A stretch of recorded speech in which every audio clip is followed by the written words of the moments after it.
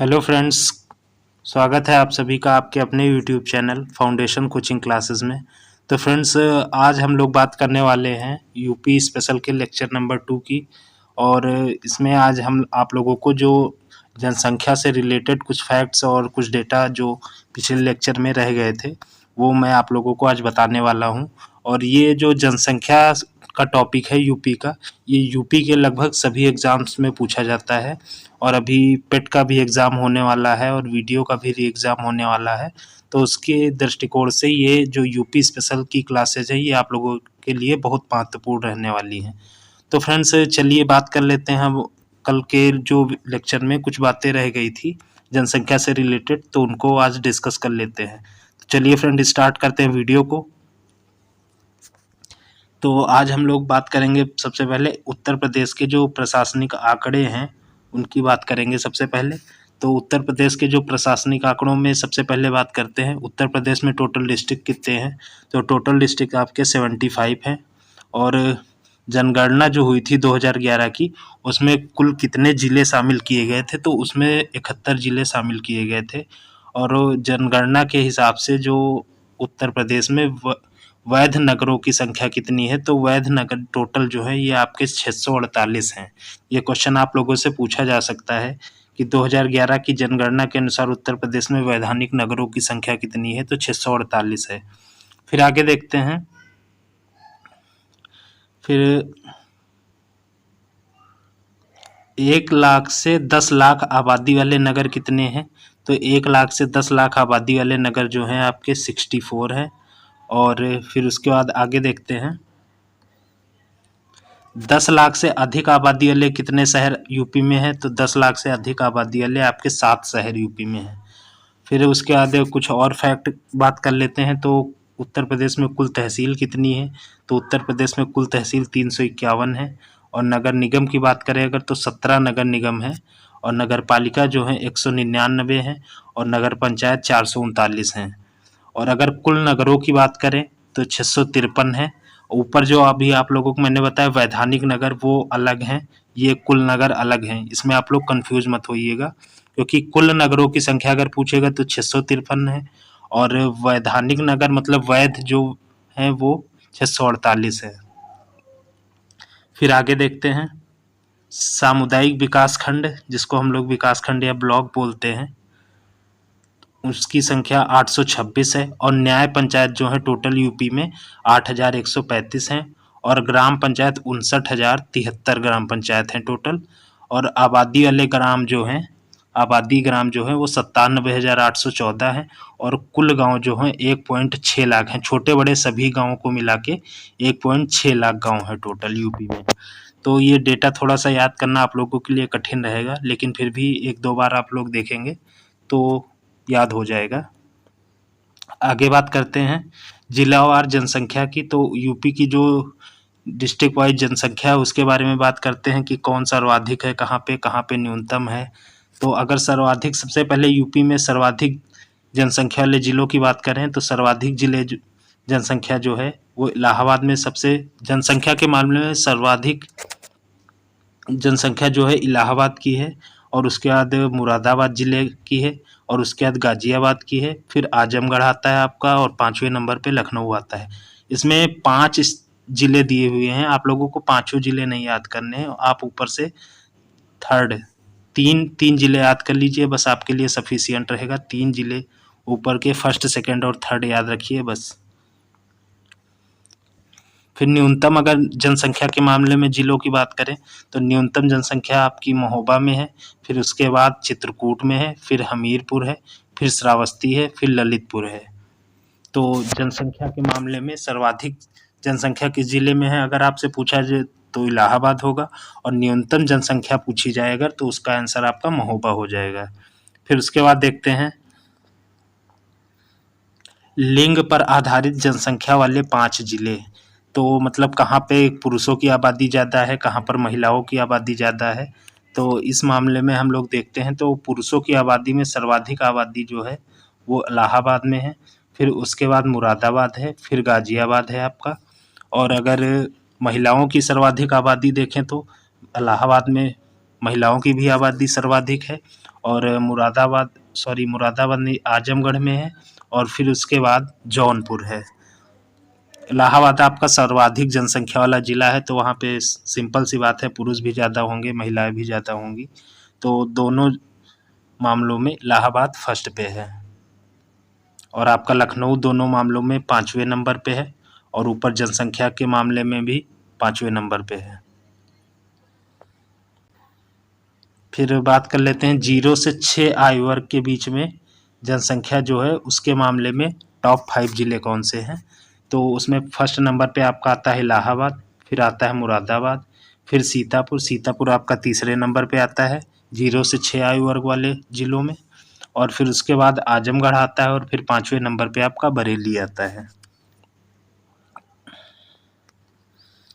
और फिर अगर जनसंख्या में हम दशकीय वृद्धि की बात करें, तो दशकीय वृद्धि जो है यूपी की जनसंख्या में 20.22% की रही थी। ये मैंने आपको पिछले लेक्चर में बताया था। तो दशकीय वृद्धि किन जिलों में सबसे ज़्यादा हुई है, तो उसमें सबसे फर्स्ट नंबर पे आता है आपका जीबी नगर जिसको बोलते हैं गौतम बुद्ध नगर। फिर दूसरे नंबर पे आता है गाजियाबाद।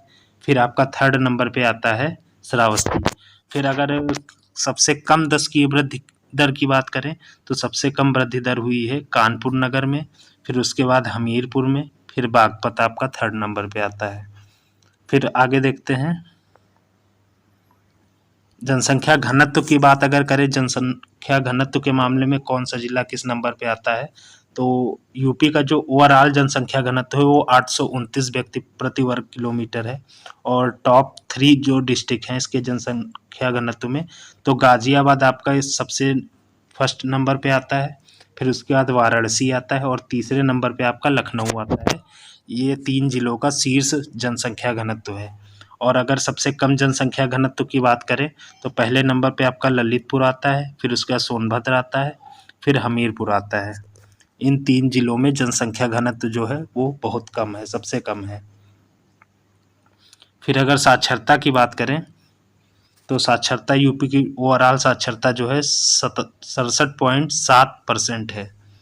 और सर्वाधिक साक्षरता वाले जिलों की बात करें, तो फर्स्ट पे आपका आता है गौतम बुद्ध नगर, सेकंड पे कानपुर नगर, और थर्ड पे औरैया। तो सर्वाधिक साक्षर जो जिला है आपका वो गौतम बुद्ध नगर है। और न्यूनतम साक्षरता वाले 3 जिलों में सबसे फर्स्ट पे आता है श्रावस्ती में साक्षरता दर सबसे कम है। उसके बाद बहराइच आता है आपका, और फिर बलरामपुर आता है। ये तीनों जिले पास ही पास हैं, याद करने में आसानी रहेगी आपको। फिर अगर पुरुष साक्षरता की बात करें, तो पुरुष साक्षरता यूपी में ओवरऑल 77.30% है।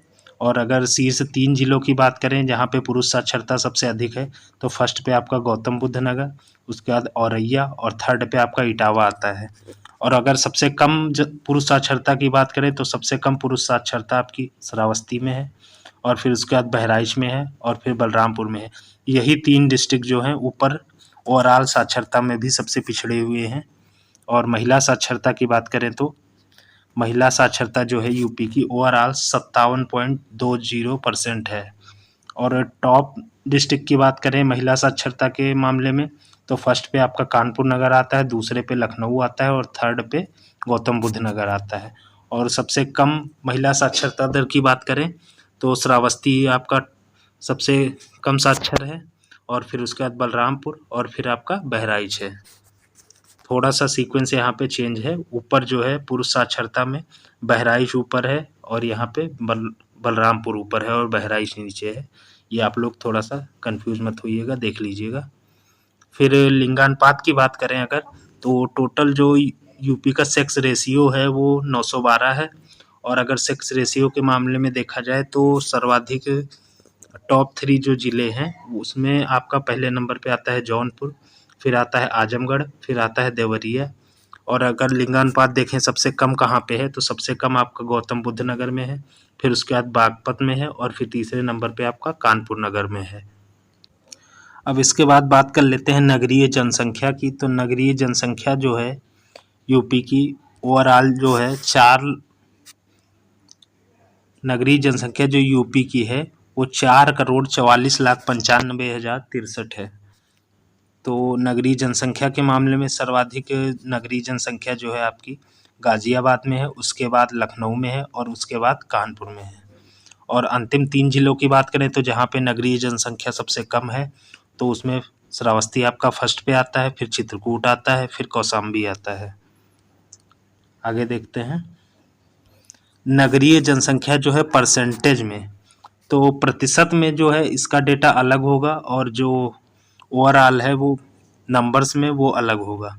तो प्रतिशत में अगर बात करें तो नगरीय जनसंख्या का परसेंटेज जो है यूपी का 22.30% है और टॉप पे इसमें गाजियाबाद है और दूसरे पे लखनऊ है और तीसरे पे कानपुर है। और अंतिम 3 जिलों की बात करें तो श्रावस्ती इसमें सबसे निचले पायदान पे है, फिर कुशीनगर है, फिर महाराजगंज है। फिर अगर ग्रामीण जनसंख्या की बात करें प्रतिशत के आधार पे तो ग्रामीण जनसंख्या यूपी की जो है 77.73% है और इसमें ग्रामीण जनसंख्या सर्वाधिक कहाँ पे है तो सर्वाधिक इलाहाबाद में है, फिर उसके बाद आजमगढ़ में है और फिर उसके बाद जौनपुर में है। और अगर सबसे कम की बात करें तो सबसे कम ग्रामीण जनसंख्या गौतम बुद्ध नगर में है, फिर महोबा में है, फिर हमीरपुर में है। फिर उसके बाद आगे देखते हैं अनुसूचित जाति जनसंख्या, तो डेटा के आधार पे अनुसूचित जाति जो है एससी की जो पॉपुलेशन है वो सर्वाधिक कहाँ पे है तो एससी की यूपी की टोटल पॉपुलेशन 4,13,57,608 है। ये आपका दिया हुआ है। ये आप लोग इतना ये डेटा जो दिया हुआ है ये आप लोग मत याद करिएगा, ये मैंने बता दिया है लेकिन याद मत करिएगा, इतना आप लोग याद भी नहीं रख पाएंगे। आप लोग बस स्टेट जो हैं स्टेट के जो डिस्ट्रिक्ट हैं इनको याद रखिएगा, कौन सा डिस्ट्रिक्ट किस मामले में टॉप पे है किस में नीचे है, ये याद रखिएगा। तो एससी जो पॉपुलेशन है एससी पॉपुलेशन सर्वाधिक कहाँ पे है तो एससी पॉपुलेशन जो है सर्वाधिक सीतापुर में है, सीतापुर में आपकी सर्वाधिक है और उसके बाद इलाहाबाद है और उसके बाद हरदोई है। और सबसे कम एससी जनसंख्या जो है अनुसूचित जाति की तो वो बागपत में है, फिर श्रावस्ती है, फिर जीबी नगर आपका गौतम बुद्ध नगर हो जाएगा। फिर अनुसूचित जाति जो परसेंटेज में है, परसेंटेज में कहाँ पे ज़्यादा है परसेंटेज में, और यहाँ पे जो वैल्यू दी हुई है नंबर्स में उसमें फ़र्क ये है कि मान लीजिए कहीं पे पॉपुलेशन जो है 2 करोड़ है तो उसका परसेंटेज किसका हाई है, परसेंटेज के हिसाब से देखा जाएगा तो अलग ज़िले आएंगे और अगर नंबर्स के हिसाब से देखा जाएगा तो अलग ज़िले आएंगे। कहीं पे किसी का परसेंटेज ज़्यादा है तो इसका मतलब ये नहीं कि वहाँ पे आबादी भी ज़्यादा होगी, क्योंकि वहाँ पे टोटल आबादी जिस हिसाब से होगी उसी हिसाब से उसका परसेंटेज भी होगा। तो परसेंटेज वैल्यू अलग होगी और जो टोटल है वो अलग होगी। तो अगर एससी की परसेंटेज में बात करें तो कौशाम्बी में आपका टॉप है और उसके बाद दूसरे नंबर पे सीतापुर है और तीसरे पे हरदोई है। अभी आपने ऊपर देखा होगा कि नंबर्स के मामले में सीतापुर फर्स्ट पे है, लेकिन यहाँ पे परसेंटेज के मामले में सीतापुर सेकंड पे आ गया है। तो ये डेटा वेरिएशन होता रहता है। फिर अगर सबसे कम परसेंटेज की बात करें तो बागपत में है, फिर उसके बाद बरेली में है, फिर बलरामपुर में है।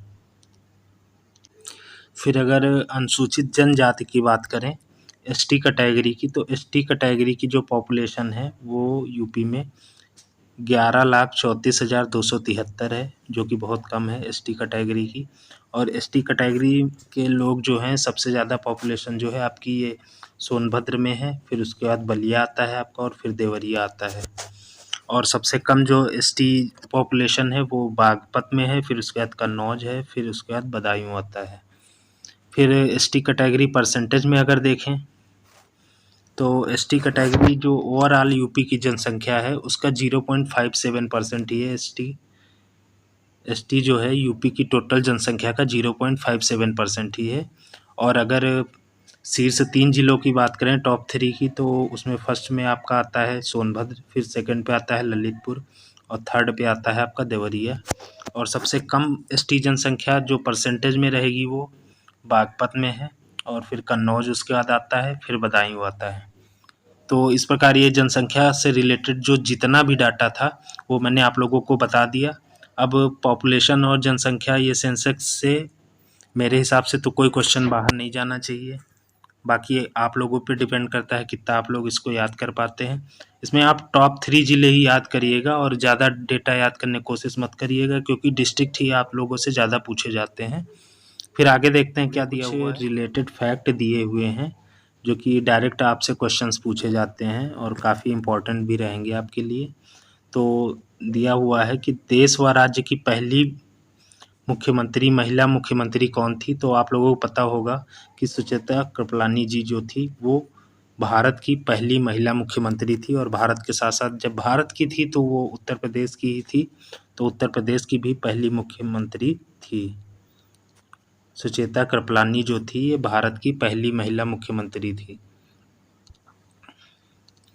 फिर उसके बाद अगला दिया हुआ है पॉइंट कि राज्य की पहली महिला राज्यपाल कौन थी? तो ये जो सरोजनी नायडू जी जो थी ये भारत की पहली महिला राज्यपाल थी, और ये उत्तर प्रदेश की थी, उत्तर प्रदेश राज्यपाल थी ये।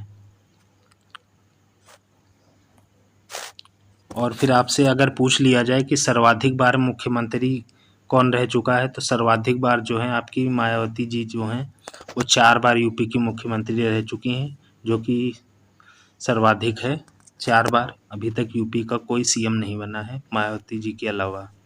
फिर नेक्स्ट पॉइंट देखते हैं, तो स्वतंत्रता के बाद प्रथम विधानसभा अध्यक्ष कौन थे? ये क्वेश्चन आप लोगों से अक्सर पूछा जाता है, बहुत ही इंपॉर्टेंट क्वेश्चन है कि स्वतंत्रता के बाद स्वतंत्रता के बाद उत्तर प्रदेश के प्रथम विधानसभा अध्यक्ष कौन थे? तो उत्तर प्रदेश के प्रथम विधानसभा अध्यक्ष जो आपके थे राजर्षि पुरुषोत्तम दास टंडन थे। फिर प्रथम लोकायुक्त कौन थे अगर पूछ लिया जाए, तो प्रथम लोकायुक्त यूपी के जो थे वो बिशंभर दयाल जी थे। और पहले प्रोटेम स्पीकर क्या होता है? प्रोटेम स्पीकर जो होता है विधानसभा, जैसे लोकसभा में स्पीकर होता है उसी प्रकार से विधानसभा में भी स्पीकर होता है, उसको प्रोटेम स्पीकर बोला जाता है। तो पहले प्रोटेम स्पीकर कौन थे? तो वो फतेह बहादुर सिंह जी थे। ये पाँचों पॉइंट आप लोग अच्छे से याद कर लीजिएगा, डायरेक्ट इनसे क्वेश्चन बनता है। फिर आगे देखते हैं,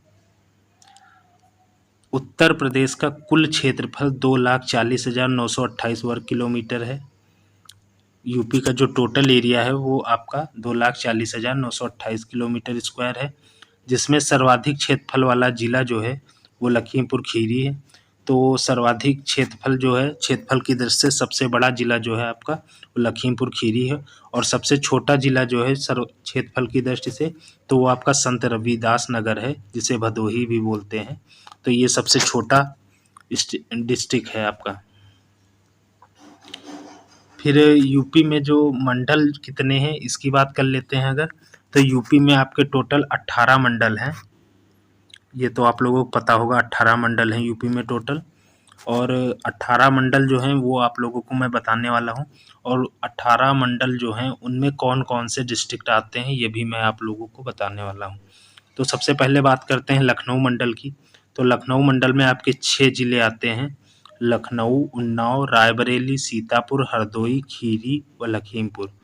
इसमें आप लोगों से पूछ लिया जाता है कि किस मंडल में कौन सा ज़िला आता है, यही क्वेश्चन बनता है, और इसके अलावा इसमें और कुछ पूछा नहीं जा सकता, और आप लोगों से टोटल मंडल पूछे जा सकते हैं। तो लखनऊ में ये आपके 6 ज़िले आते हैं। फिर उसके बाद कानपुर में भी आपके 6 ज़िले आते हैं। तो इसमें आते हैं कानपुर नगर, कानपुर देहात, इटावा, फर्रुखाबाद, कन्नौज व औरैया। अगर आपको मैप याद होगा, यूपी का मैप आपने अगर याद किया होगा, मैप आपको पता होगा, तो आप लोग ये 18 मंडल जो हैं इनके अंदर जो डिस्ट्रिक्ट आते हैं वो आप लोग जल्दी याद कर लेंगे, क्योंकि ये जो मंडल होता है ये भी एक ज़िला ही होता है, मतलब कई ज़िलों का समूह होता है, उसको मंडल बोला जाता है। लेकिन उसके अंतर्गत जो ज़िले आते हैं वो लगभग लोकेशन के हिसाब से पास पड़ोस के ही होते हैं, उन्हीं को मिला के मंडल बनाया जाता है। फिर अगर मेरठ की बात करें तो तीसरा मंडल मेरठ है, और इसमें भी 6 ज़िले आते हैं, और उन 6 ज़िलों में मेरठ, गाज़ियाबाद, बुलंदशहर, गौतम बुद्ध, बागपत व हापुड़ आते हैं। फिर उसके बाद देखते हैं फैज़ाबाद मंडल। तो फैज़ाबाद मंडल में 5 ज़िले आपके आते हैं। इसमें फैज़ाबाद, सुल्तानपुर, बाराबंकी, अमेठी व अम्बेडकर नगर आते हैं। फिर अलीगढ़ मंडल में 4 ज़िले आते हैं। आपको नंबर्स नहीं याद रखने कि कहाँ पे कितने आते हैं, ये नहीं याद रखना, बस इतना ध्यान दे लीजिएगा कि किस मंडल में कौन सा जिला आता है। तो अलीगढ़ मंडल में आपके अलीगढ़, एटा, हाथरस व कासगंज आते हैं, ये 4 जिले आते हैं। और आगरा में भी आपके 4 जिले आते हैं, आगरा, मथुरा, फिरोजाबाद व मैनपुरी, ये 4 जिले आगरा मंडल में आते हैं। फिर अगर वाराणसी मंडल की बात करें तो वाराणसी मंडल में आपका वाराणसी, जौनपुर, गाजीपुर और चंदौली, ये 4 जिले आते हैं। और गोरखपुर मंडल में भी 4 जिले आते हैं, गोरखपुर, महाराजगंज, देवरिया और कुशीनगर आते हैं। फिर देवीपाटन मंडल की बात करें तो देवीपाटन मंडल जो है ये आपका, इसमें 4 जिले आते हैं, गोंडा, बलरामपुर, श्रावस्ती व बहराइच। लेकिन जो और ये दिया हुआ है कि देवीपाटन मंडल जो है इसका मुख्यालय जो है वो गोंडा में है, इसका मुख्यालय आपका गोंडा में पड़ता है, देवीपाटन मंडल का। ये भी आप लोगों से पूछा जा सकता है कि क्योंकि कुछ मंडल ऐसे हैं जिनका मुख्यालय उस ज़िले में नहीं है, बल्कि नाम उनका अलग है, ज़िले के नाम पे नहीं है और उनका मुख्यालय कहीं और है। फिर उसके बाद बात करते हैं बरेली की, तो बरेली में 4 जिले आते हैं, बरेली, बदायूं, शाहजहांपुर और पीलीभीत। फिर मुरादाबाद मंडल की बात करें तो इसमें 5 जिले आपके आते हैं, मुरादाबाद, रामपुर, बिजनौर, अमरोहा व संभल। फिर इलाहाबाद मंडल की बात करें तो इसमें 4 जिले आते हैं, इलाहाबाद, प्रतापगढ़, फतेहपुर और कौशाम्बी।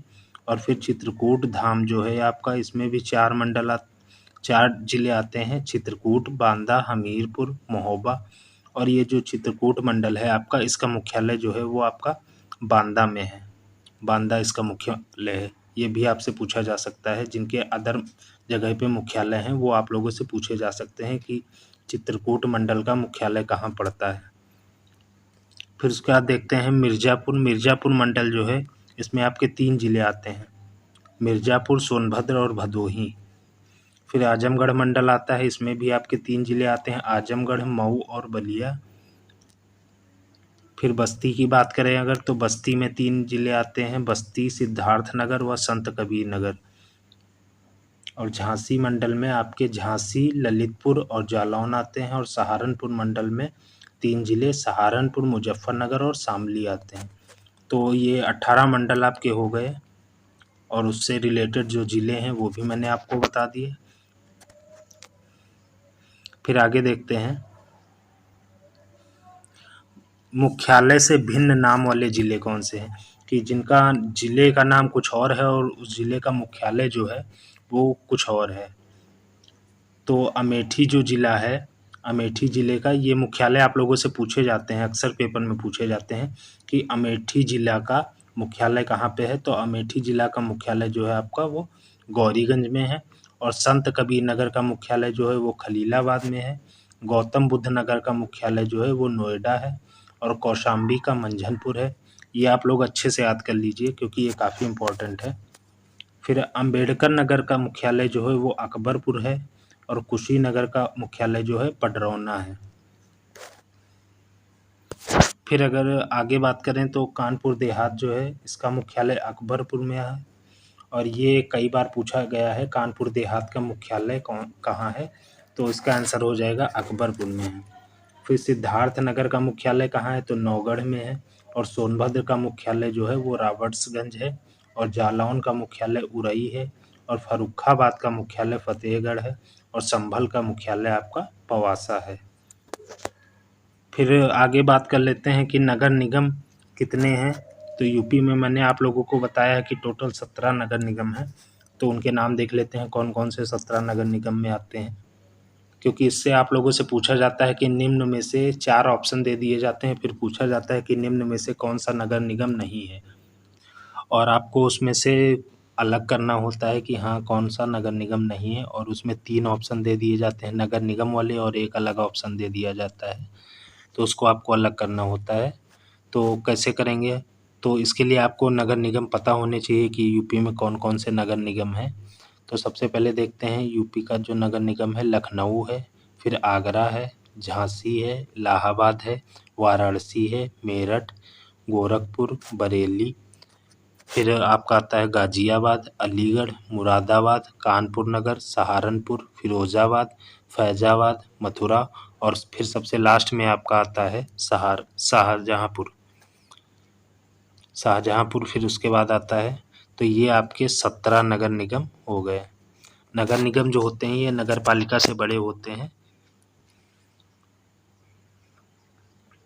तो फ्रेंड्स आज की वीडियो में इतना ही, फिर मिलते हैं नेक्स्ट वीडियो में। और कल मैं आप लोगों के लिए हिंदी की क्लासेस स्टार्ट करने वाला हूँ। कल आप लोगों की हिंदी की क्लासेस स्टार्ट हो जाएंगी और हिंदी मैं इस हिसाब से पढ़ाऊँगा कि जिस जिस पेपर में यूपी ट्रिपल एससी हो या कोई भी एग्ज़ाम हो जिसमें भी हिंदी आप लोगों से पूछी जाती है तो वो सारे एग्ज़ाम को कवर करे। तो कल हिंदी में हम लोग स्टार्टिंग से स्टार्ट करेंगे, वर्णमाला से स्टार्ट करेंगे। तो कल आप लोग हिंदी की क्लास ज़रूर ज्वाइन करिएगा। और यूपी ट्रिपल एससी वीडियो में भी हिंदी आप लोगों से पूछी जाती है, पेट के पेपर में भी हिंदी आएगी। तो पेट और वीडियो वालों के लिए तो हिंदी बहुत इंपॉर्टेंट हो जाती है। बाकी इसके अलावा भी कई सारे एग्ज़ाम्स हैं, टीजीटी, पीजीटी, इन सब एग्ज़ाम्स में भी पूछी जाती है, टेट में भी पूछी जाती है। तो हिंदी आप लोगों के लिए बहुत ही इम्पोर्टेंट सब्जेक्ट है। तो अगर इसी तरह की वीडियोस आप लोगों को और भी चाहिए तो आप लोग कमेंट करके बता दीजिए कि किस सब्जेक्ट की मैं आगे स्टार्ट करूं। और तब तक के लिए धन्यवाद। मिलते हैं नेक्स्ट वीडियो में।